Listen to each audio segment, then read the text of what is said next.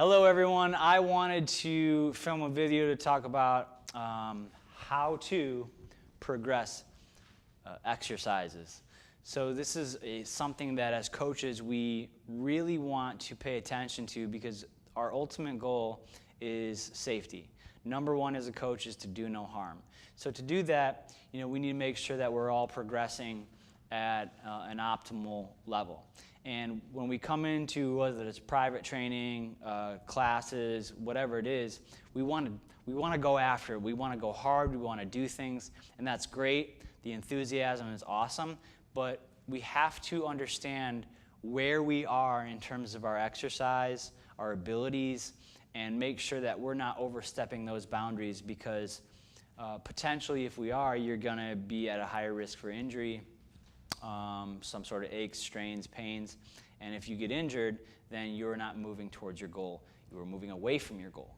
So having a basic understanding of how we progress exercise is a really good tool to ensure that we're moving on a path, on a progression that is safe and effective for us. And when we do that, we get a lot better training in, and the results are ultimately better. Okay? So number one, we want to look at how are we actually loading exercises and patterns and so forth. And number one is we're going to just perform a pattern. And I've laid out two examples. I've laid out the hip hinge and then finally the squat to look at that and see how we can progress these patterns. Okay? The pattern is just the movement without any type of load, making sure that you're doing it properly. A prime example of the hip hinge is, can you just bend over with a nice flat spine, neutral spine, without any weight, without any resistance? Can you do that? In the squat, can you do a squat pattern without any load, with just your body weight, the right way? And the right way is there's a lot of different ways for people and based off of their mobility and what their experience is. But it's safely. Does it look and feel safe? And that's number one. Can we do the pattern slowly? Okay? We learn in a certain way is if we try to do things fast, then that might hide the need or the specific cue or exercise or control that we need to perform it correctly. Number one, pattern slow, and that is that can you do a hip hinge, a bending pattern? Can you do a squat without any type of weight? Number two is, can you then perform the pattern at an increased tempo? Increased tempo would just be, can you increase the speed of that a little bit while still performing it really, really well? And so based off of that, we could still do a hip hinge, we could still do a body weight squat, but could we increase the tempo of that, still maintaining a high level of control and a high level of execution? Okay. After you've done the pattern at an increase of speed or tempo, then we can load the pattern.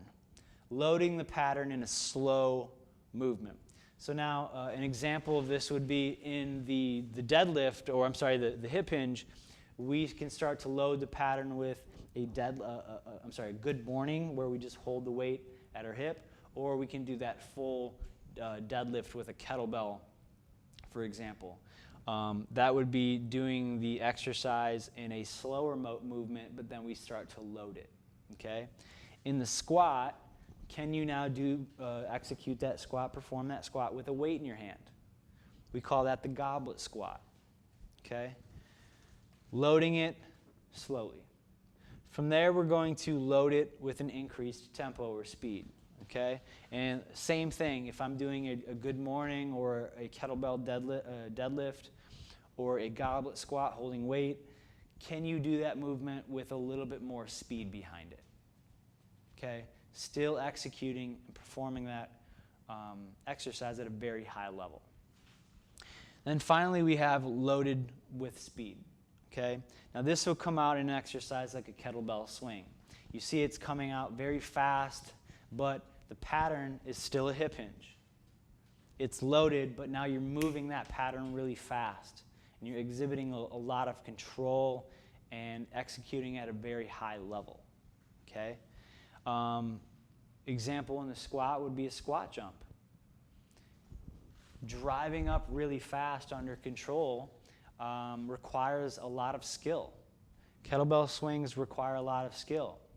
You need these skills developed in succession, incrementally, in order to perform these safely and effectively. So with all of our exercises, let's make sure that we're following a good sequence. Pattern. Learn the pattern first. Increase the tempo of the pattern. Load the pattern slowly. Increase the loaded pattern, the tempo of it. And then finally, we're looking for fast, explosive work. That would be a much higher level skill. Cool?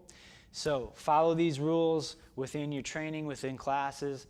And when you do that, you're going to be set up for success. You're going to avoid injury. And you are going to perform at a very high level in no time. Hope you find this helpful. And as always, if you need help with anything, feel free to reach out.